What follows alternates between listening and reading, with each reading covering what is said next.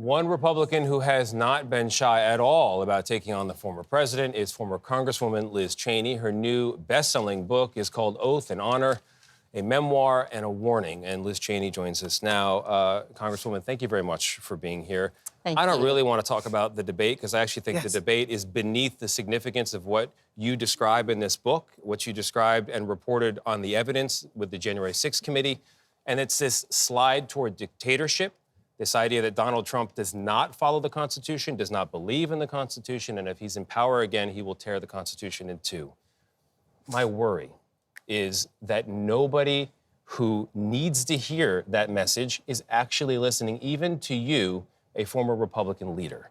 Well, I think, good morning, great to be here. I think that the people that we really need to make sure hear this message are independent voters, and moderate Republicans, moderate Democrats, people who may get to a point, especially among the independents, who think, well, Donald Trump might be an acceptable option. People need to recognize that is never the case. We just cannot take the risk with Donald Trump. I know, but to Tony's point, even if they hear you, Congresswoman, they don't believe you. Well, I do think that segment is open to persuasion. You do. You're absolutely right that there's a hardcore in the Republican Party that's not. But I do think that the independents who will determine the election, they're the ones who really need to understand this danger. Do you think that, or do you know that? Do you have a story from January 6 hearings or from the book tour where you are confident you have converted somebody who was a hardcore or even Trump-leaning person to your point of view?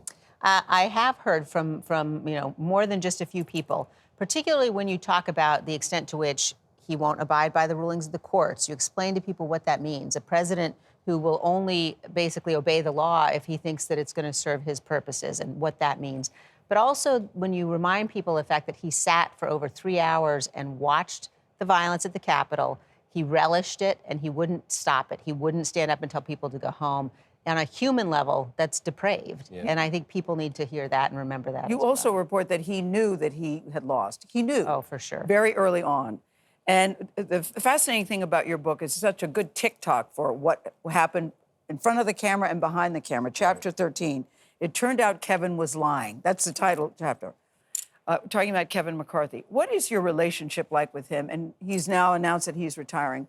What do you think about his role in all of this? I think that it's a really sad thing that we had a leader throughout this period who at any moment could have done the right thing. You know, when Kevin was presented before January 6th, for example, with the option of not objecting to electoral votes, when we were followed up the violence at the end of the day on January 6th, and he could have said, all right, enough, we're not doing that. But why do you think he didn't? Because we know that he didn't. Why do you think he didn't? You know him. I think because, his sole purpose and focus was, how can I get to be Speaker of the House? And so he didn't want to cross Donald Trump.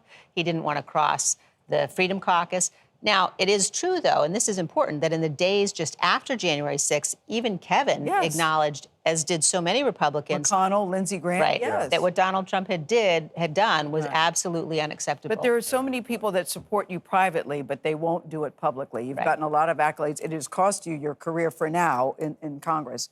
I wonder if you have any regrets about that. You write in the book that one person said, I never liked you before, but now I'm starting to, because they like the way that you're speaking up and telling your truth as you know it. Yeah. Do you regret the position? My guess is you don't. But do you think about, was there a different way to do this? I don't regret anything that has happened in terms of, post the election 2020. Even though it cost you big time. No, I mean, there was no choice. I regret ever having supported Donald Trump, certainly. But in terms of the actions that were necessary to hold him accountable, I don't have any regrets about that. I want to move on to more on this book. But Tony mentioned the debate last night. I want to bring up something that was said by Vivek Ramaswamy. He said it looked like January 6th was an inside job. Instead of anybody responding and having a rebuttal, they laid out and the crowd applauded. What did you make of that moment? Look, I mean, if what he means by inside job is it was a sitting president of the United States who launched a coup against the government, that there were members of the House of Representatives who helped him. Now, I don't think that's what he meant when he said inside job. No one followed up. That's a good interpretation. No, I mean, look, that absolutely is true. Now, the rest of the things he said, though, was just sort of like article or Area 51 conspiracy theory garbage. And I think, seriously, though, Ramaswamy is the dream of the Chinese Communist Party, of the the Russian government. I mean, what he is doing and saying, and the extent to which he is just serving as a really destructive force, is something that our adversaries, I'm sure, are pleased about. Congresswoman, this is a wonderful conversation. I'm so glad you're here. I've seen you on a lot of other stations and channels. I have not seen you on right-leaning stations or channels. Charlie Sykes did an interview. I haven't seen you on Fox News even.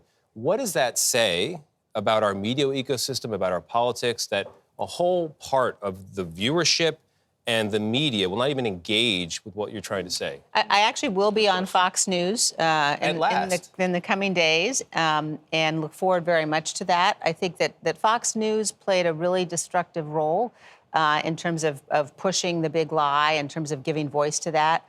And I hope that now we're at a place where the conversation about the truth can spread across all of these media platforms. It's really important for the country. We've all heard you say you will do whatever it takes to make sure that Donald Trump doesn't get into office again. What does that mean exactly? It seems you're floating that you may run for presidency, for the president. The time is running out for you to get on the ballot. And some people say if you do, certainly as a third-party candidate, that will just really help him. Well, it doesn't hurt him, it would help him. And I won't do anything that would help him. When I say I'll do whatever it takes, I mean that we need to look at our politics in a very different way. Hopefully he won't win the Republican nomination, but he may well. It certainly looks like he's headed that direction.